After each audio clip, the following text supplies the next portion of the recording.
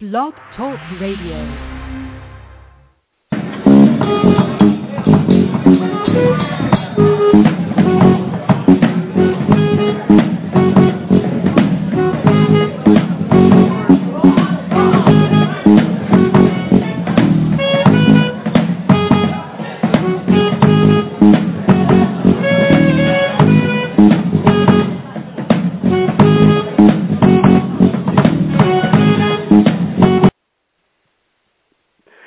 Welcome to the Big Scoop with Coop. I'm your host, Coop. And today, ladies and gentlemen, I have a special guest on the show. He has been a president for 2 Fortune 500 companies, a co-owner of an award-winning small business, and led the consumer markets division at Embarq. That's actually like a spinoff of Sprint. Ladies and gentlemen, the one and only Mr. Harry Campbell. Welcome to the show. Thanks, Michael. I am fired up to be here. All right. Yes. Now, also, Mr. Campbell, just to let you know, on this show, we speak about how people actually start in their career, their success, and give advice. But always on the show, we always start from the beginning. At what point of your life did you that you knew that you wanted to pursue in owning or working for a Fortune 500 company? I think I can remember back to it was well past high school. I wish it had been sooner, but it wasn't. I think my junior year in college, I started thinking about what's going to be next when I get out of school. I was at Vanderbilt down in Nashville, Tennessee. I was a liberal arts major. I was majoring in East Asian history, and I said, what am I going to do with myself? Do I want to go to law school? Do I want to go to business school? Do I want to teach? What's next? And at that point, I got more and more intrigued about going to business school, entering the world of business. I didn't pay attention to whether it would be a startup, small business, or Fortune 500. What I wanted to do was learn and see if I could win. I'm competitive at my core, and business seemed quite good for a competitor like me. And that's very true, because I've been knowing you, Mr. Campbell. I think I first met you about 9 years ago, and you came off as a winner. And that was at Sprint. And that's one thing I can say about you. You've always, pushed yourself to the limit to make sure that everything is completed and everything gets to where it needs to be in a goal and everything in life. And I do congratulate you on that. And please continue doing what you're doing. Well, thank you. One of the things that I decided to do with my business career, and it sounds simple, but if you put it into practice, it works, and that's to put your head down and do a good job and treat people extraordinarily well. 2 very simple things to say, not always as easy to do as you would like, but if you treat people well and you do a great job, it's amazing how good things can come for you. That's very true. You might as well say that's an alternative, or not even an alternative. That's actually the golden rule. So I do actually agree with that. It's actually pretty close to the darn golden rule, and I love it because when you do that, doing a good job, of course, is important, but the idea of treating people well, that was one of those values that was instilled by my family. And I found in the business world, if you do that, then people want to work with you, they want to win with you, and they're willing to take direction if you do it well and you treat them well, and then all of a sudden you got a better chance of winning. And that's very true, because if you actually if you bring off a positive vibe to your team, and when I say team, I mean your company or corporation, I believe it has a trickle effect. So it keeps going down to the people that's in entry level all the way up to the high corporate. And when you have a good vibe, and AKA morale, everything actually falls in place. So I definitely I love what you talked about, and I even wrote it down as you were saying that, the positive vibe. When I interview people or get a new job and start to think about who's going to be on my team, I love finding people with great attitudes. I think positive vibe is actually a good way to describe them. It's people that you want to be around. There's plenty of smart people in the world that can do a job, but if you find somebody that's smart, can do a good job, and has a positive vibe and an attitude that says, all right, we're going to take that hill, and it's going to be fun, and it's going to be collaborative, and we're going to get some serious teamwork going, I think success is simpler, and if you achieve it, it's even more satisfying. That's very true. Now, since you're speaking about when you actually interview people or you've been interviewed, that means, you have actually interviewed other people for different companies. Now, would you mind telling us or telling everyone that's listening right now some of the companies that you have actually been involved in? Sure, be glad to. So out of business school, I went directly to Procter & Gamble, worked there for almost 7 years. I was in brand management and marketing. I had one detour while at P&G, and I was asked to move to Northwest Arkansas and help be the one of the founding members of the Walmart Procter & Gamble customer team. But then I ended up going back to Cincinnati, to headquarters of Procter & Gamble, and worked further in marketing. So that was my first 7 years. The next thing I did was I came to Kansas City, which is where I still am today, to work for Sprint. Spent quite a bit of my career at Sprint in telecommunications, and then also at a spinoff from Sprint that you mentioned earlier called Embarq. Sprint's local telephone division was spun off in 2006, and I went with the spinoff. I have been with a couple of smaller companies in between, and even an internet startup in the year 2000. And the small companies wouldn't be anything anybody would have heard of. One was a sports marketing firm, and one was a digital syndicator. But the experiences I got in working with those companies that were 50 people or under were just as engaging, stimulating, interesting, and learning as it was working for Fortune 500 companies. So I've had a variety of different firms and industries I've worked in, but I've enjoyed every one of them. Wow. Now, since you're speaking about when you actually, had different companies and you had people like 50 agents under you, now, do you feel like it's actually hard to get a starter company to reach to like a Fortune 500 in 5 years? Oh, I think that's extraordinarily hard. I think it takes a decade or more for a company as a startup, if it's going to be successful and win, to make it to Fortune 500 status. There's very few that have made it faster than that. I'm sure some of them in the technology world, whether we're talking about Google or Facebook or somebody, have made it. But in general, it's a long haul to take a company and start it, get the product and pricing right, get the marketing right, get the right people in sales, get all the processes in place in order to start finding customers, selling to them, and keeping them. To do that requires diligence, it requires patience, tenacity, and I would argue that in order to be successful, it's going to take somewhere between 5 and 10 years. In order to be a Fortune 500 company, it could take decades. And that's very true. And the reason why I'm asking that question, because I had a conversation recently, keep names nameless, with a guy, and he really felt that he could get a starter company to a Fortune 500 within 5 to 10 years. And I was telling him, 5 years is usually your mark where you need to start thinking about the profit that's coming in, because, you have your win-loss scenario. So, it's good that he was a big dreamer, that he really wanted to do this. And I didn't cut him short, Mr. Campbell. I told him, hey, if that's what your dream is or your goal is, go for it. Don't stop. Keep going to see how far you can get with it. So that's one thing I did want to double verify for everyone that's listening right now all over the world. If you are trying to start a company, try to use your first 5 years as a profitable margin. Try your best to do that and see where you're at the first 5 to 10 years. After that, just like you heard Mr. Campbell, it could take a decade. So don't give up on your dream. You keep going with it. Coop, so I'm glad that's right. Let me add something to that. I never worried about the ultimate size a company will get to. And let me clarify. What I love to do is figure out what value the company that I'm dealing with is providing, or what product we're selling and why people should buy it. And I love getting wrapped around the idea of finding customers, serving repeat customers, and continuing to grow. Because the way I think about it is businesses need to be on a ramp, and the ramp is upward. And if it's upward, I don't worry about whether it's going to be 3 years or 5 years to profitability.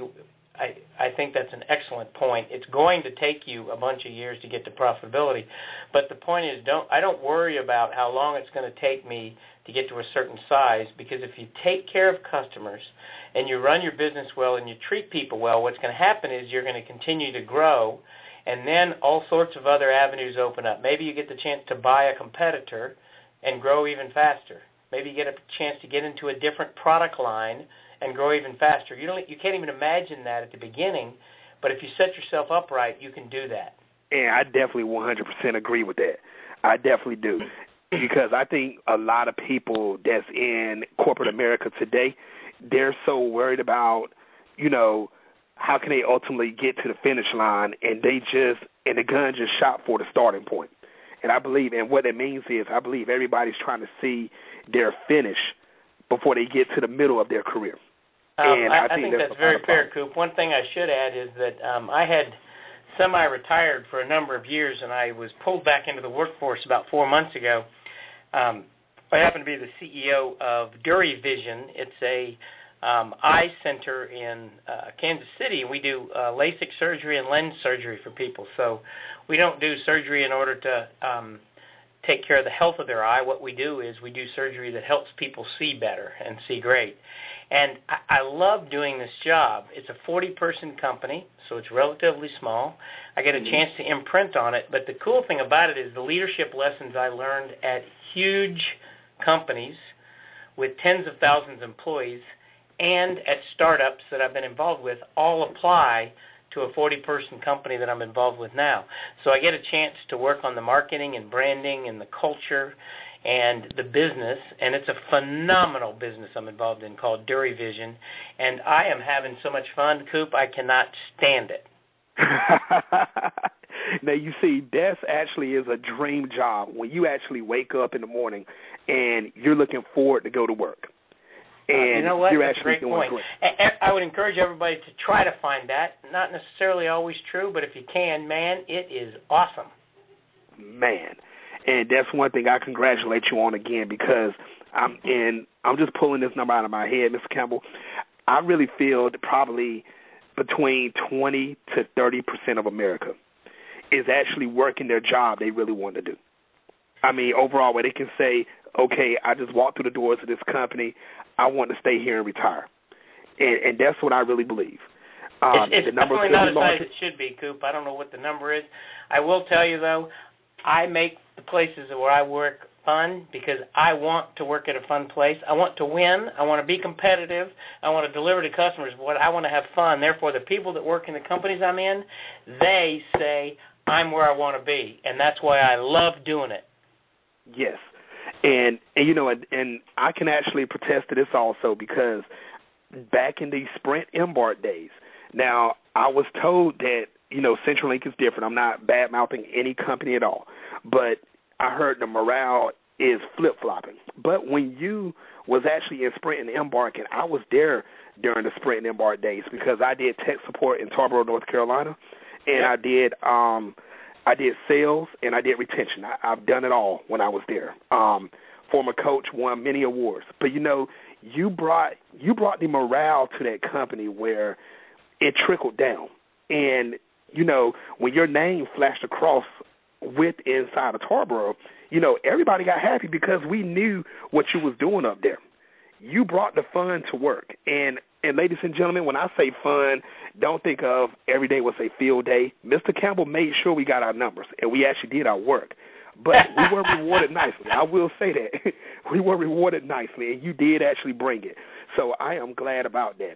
Now, speaking about different careers at the same time, Mr. Campbell, which companies actually stand out the most in your head when you think back from when you left college and to this current day? Which companies stand out the most in your head? Wow. I'm going to give you two answers. The first one happens to be Procter & Gamble, and there's two reasons for why they stand out to me. First of all, Procter & Gamble is an unbelievable company. They've been around since, I think, 1837. They're extraordinarily well run. They are a model company. It is a great place to learn, to grow, and to win. And they gave me the first chance I had out of school. I worked there 7 years, and I loved it. So they stand out as I'll call it my launch point, which I will forever be grateful. The second one that I would say besides where I am today, which is by far my favorite job I've ever had, but the second one goes back further, and it happened to be a small business I was running. It was a sports marketing firm. It was 15 years ago, and it was in Kansas City, and what we did was we helped companies use sports to build their business. So if you were Sprint and you wanted to be a sponsor of NASCAR or of the NFL, we would negotiate the deal for you and help you provide promotions and programs and messaging to build your business using sports. Coop, I am a sports nut, and I loved working in that. I loved working in a 25-person firm because I could be around all the people and I could imprint my wants for culture and leadership on them. I could also help them. I could be a mentor to them, and I was a co-owner of the company, so I was personally invested in the success of the company. So I tell you, the P&G experience was awesome because it was training, and the sports marketing firm was just as good because of all of the good things about it, particularly with regard to sports and size of company. Wow. And you see, in every job you just named, it seems like it's fun. Because if I could, that position you just said as far as it goes for marketing, like if somebody from Sprint want to market NASCAR, that seems fun. You're negotiating the contracts, you're meeting new people daily, and you're doing things daily that you would look forward to doing. And that's another thing, Mr. Campbell, like you just said earlier, you bring the fun to work. And you actually find jobs that actually match your personality. So that's a great thing. I mean, definitely a great thing. Now, I want to fast forward on your career a little bit, even though we've been speaking about this off and on, but I have to ask this question. How did it feel to work for the multi-billion-dollar company Sprint? When you first was hired to come into that company, what was your thoughts? How were you feeling? I was a little nervous. I was moving from Procter & Gamble, which obviously produces, markets, and sells consumer products like Crest toothpaste, and I was moving into the world of technology and telecom, so I was nervous. I was very excited for one specific reason, though, and it goes beyond the products. Sprint, to me, was a wide-open frontier. Procter & Gamble at the time was over 150 years old. Sprint was the Sprint that I joined was relatively new, and I'm not talking about the local telephone division that had been around 100 years, but I was in the long-distance division, which was only 5 or 6 years old. The management team was new. They told me very directly that they would evaluate me not based on my age, but based on my performance and skills. Cool. And I wanted that. I wanted the chance to be aggressive and to win and to treat people well and to lead. And they told me if I came here, they would do that. So the move over was a little daunting because it was a new industry in a new city and I was moving my family. But I tell you, I was fired up to join and try to figure out how to make a very successful career completely differently out of a completely different industry than I'd ever been in before. Wow, and you actually did it. Now, what frustrations came in the merger of Sprint and Embarq? Because I know there was big hurdles to jump up there, and I know from a corporate standpoint all the way down, there was frustrations because I went through it myself. But what frustrations did you actually go through or that you can actually remember through that merger? Actually, Embarq was spun off from Sprint. That was a little weird for me. What happened was Sprint bought Nextel, and as a part of the merger, they agreed to spin off Embarq. I had never worked in Embarq or in the local division, but when it spun off and became a completely different company, different stock symbol, different board of directors, and different company, I went with the spinoff. So I actually left Sprint when I went to Embarq. It was a little weird. I left my friends. I left the familiar territory of the wireless business in order to join the local division, which had landline phones for businesses and consumers. So the frustration really had to do with the fact that I was giving up what I thought was pretty cool, which was the wireless world.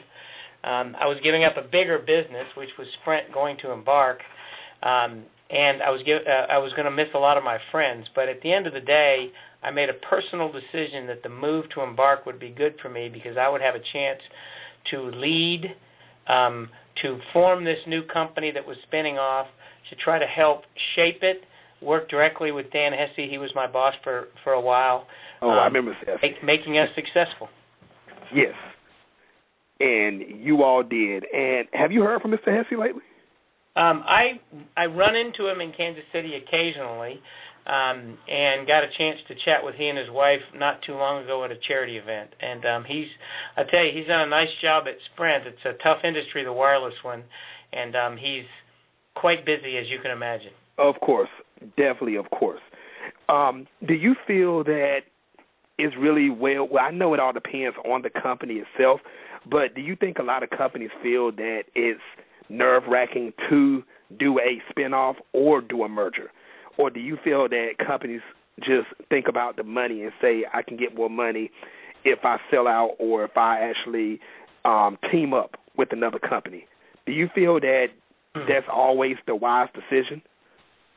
I think every one of them is completely and utterly independent decision, and it depends on the industry, it depends on the state of the business, who you're buying, and how much you're paying. But I think the very fair answer to what you're saying is, in the last 30 years, there's been so many mergers and spinoffs that people go in with eyes wide open now. They do realize that the goal for their shareholders is going to be making more money or being more efficient or having more customers. But I think they also realize that merging two companies, their operations and their cultures, is hard. It's hard to get new leadership. It's hard to have two headquarters, maybe in two different cities. It's hard to have people lose their jobs as a result of the purchase or the spinoff or the merger. And all those things are logistically and organizationally hard. And I don't think people kid themselves very much anymore that you better be up for it, because it is going to be difficult. So true. Very, very true. Now, Mr. Campbell, we're going to fast forward closer to the current now. I want you to tell the world right now about your book, Get Real Leadership.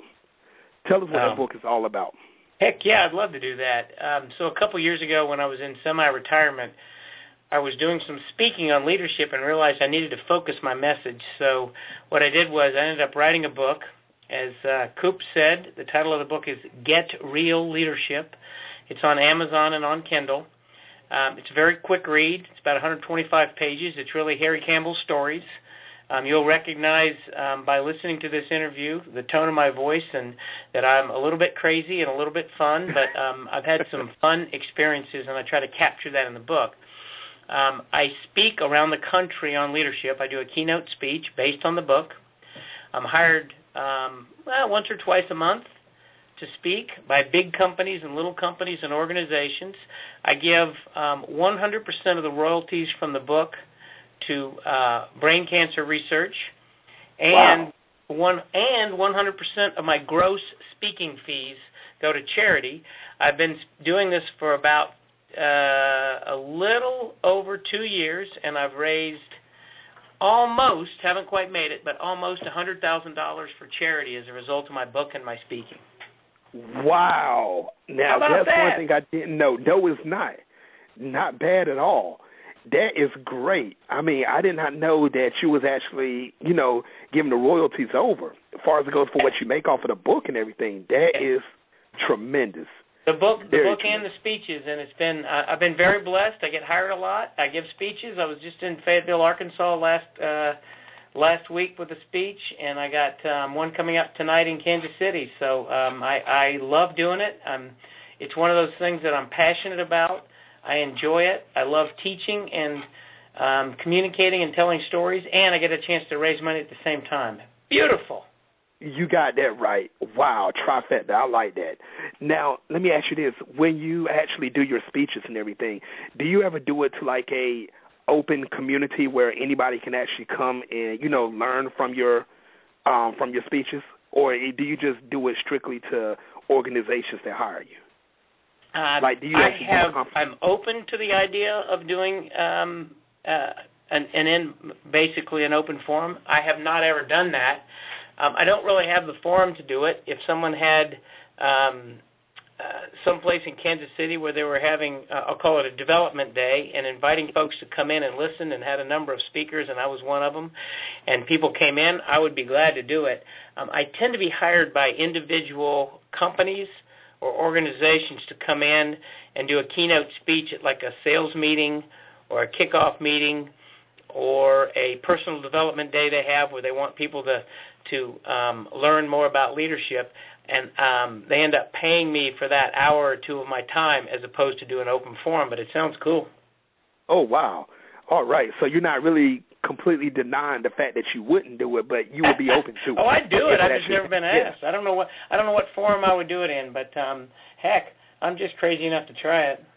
Hey, company owners, CEOs, if you're listening to the show today, I'm telling you, you have the one on the phone right now that can actually get any company, and I'm just saying this in my opinion because I've worked for Mr. Campbell before. You can get any company. If your morale is down or you're trying to learn more about leadership, I'm telling you, book Mr. Campbell. Make sure you do it, yes. Now, Mr. Actually, Campbell, let me thank you, Coop, for saying that. I love that. Let's pitch it because I'm trying to raise money for charity. The charity I provide the money to is called Head for the Cure. I'm on the board of it. It's in Kansas City. It's an awesome for-profit, documented that it's an above-board company trying to find a cure for brain cancer. The important thing is pricing. And everybody always asks if you're going to be a speaker, what's your price? The beautiful thing is because I give my money to charity, I don't have a set pricing schedule. I ask people very simply to pay what they think I'm worth, what they can afford, and if I have to travel, you pay my expenses. But other than that, I am unbelievably flexible because I love doing it and I want to raise money for charity. Great deal. Great deal. Seriously, because that's a win-win situation. They pay you to come, your travel and everything, and you're actually going to be showing them how to boost their company as far as it goes for leadership. And I know you can speak on morale because you have worked wonders for companies. So I think that's a win-win situation, yes. And that's why I was going to ask you also to talk about more about Head for the Cure.